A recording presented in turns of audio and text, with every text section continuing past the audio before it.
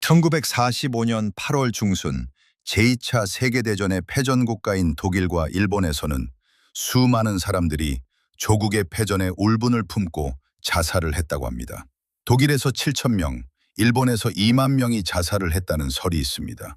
그때 세계는 그 독한 파시즘의 잔영 앞에서 아연할 따름이었고 일부 어긋난 호사가들은 입방정의 때를 놓치지 않았습니다. 1910년 대한제국이 멸망했을 때 자결한 한국인의 숫자는 불과 200여 명이었다며 우리 민족 정신의 허약성을 개탄하고 개탄했지요. 7천 명대, 2만 명대, 200명. 이러한 숫자의 단순 비교에는 무리가 있습니다. 자결할 정신을 모아 일제에 항거한 그 수를 다 헤아릴 수 없는 대한제국 의병의 역사가 있는 것입니다. 비장한 자결만이 아름다울까요?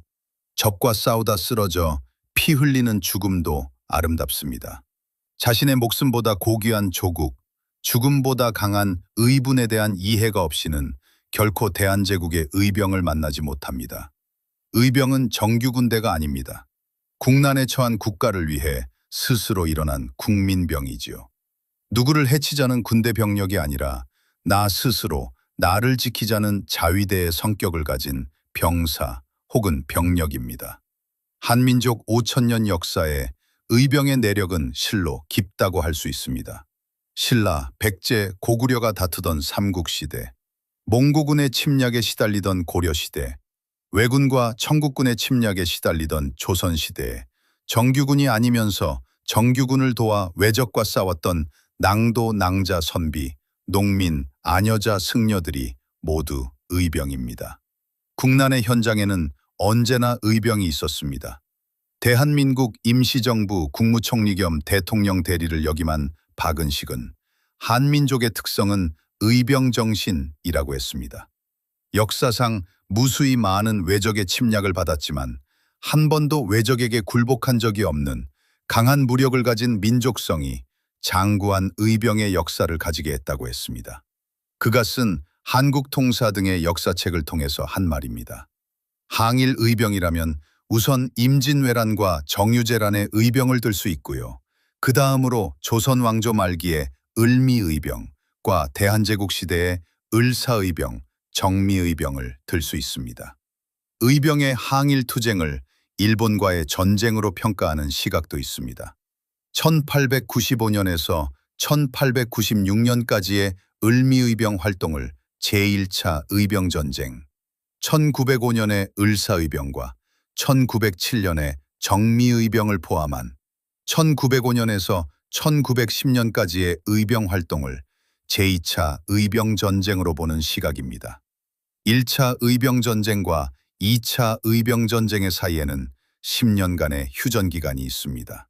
고종이 아관 파천을 한 조선 왕조의 마지막 해에서부터 러일전쟁이 있은 해까지의 만 9년, 햇수로 10년 동안에는 조직적인 의병 활동이 보이지 않습니다.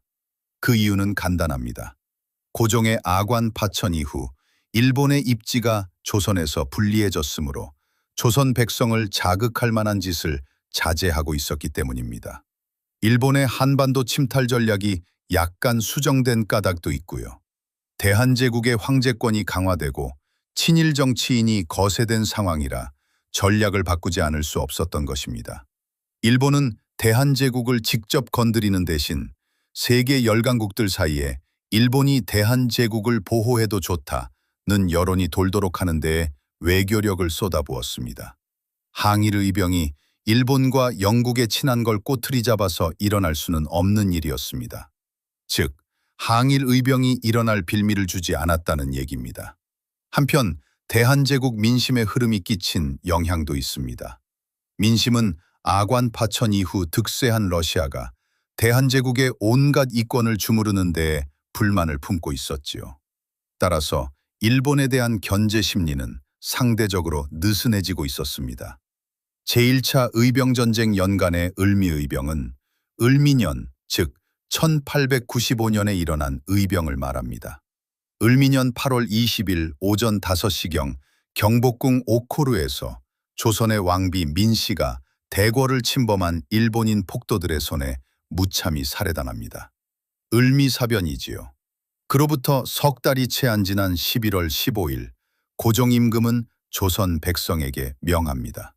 자고로 상투가 아름답다 하나 아침 저녁으로 매만지기 불편하고 활동하기에도 거추장스러울 뿐만 아니라 위생에도 좋지 않은 점이 있다. 또한 문명이 발달한 나라의 백성들은 이미 오래전부터 단발을 하여 활발한 생활을 영위하고 있은즉 과인이 만백성에 앞서 상투를 자르니 부디 그대들은 과인을 따라 상투를 자르고 선진 문명의 대열에 동참하라. 단발령이었습니다. 만행의 근원은 효라 하고 신체 발부는 수지부모라 하여 몸에 난 털끝 하나 손상하지 않는 것을 효행의 기본으로 알고 살아온 백성들입니다. 상투를 자르라는 것은 효를 버리고 짐승이 되라는 것이나 다름이 없는 교시였습니다. 고종의 상투를 정병하가 자르고 세자의 상투를 유길준이 잘랐습니다. 그 사실은 이내 만백성에게 알려집니다. 왕비 민씨 시해 이후 들끓고 있던 반일 감정이 새삼 치솟아 오르고 단발령 철회를 요구하는 상소가 빗발치게 됩니다.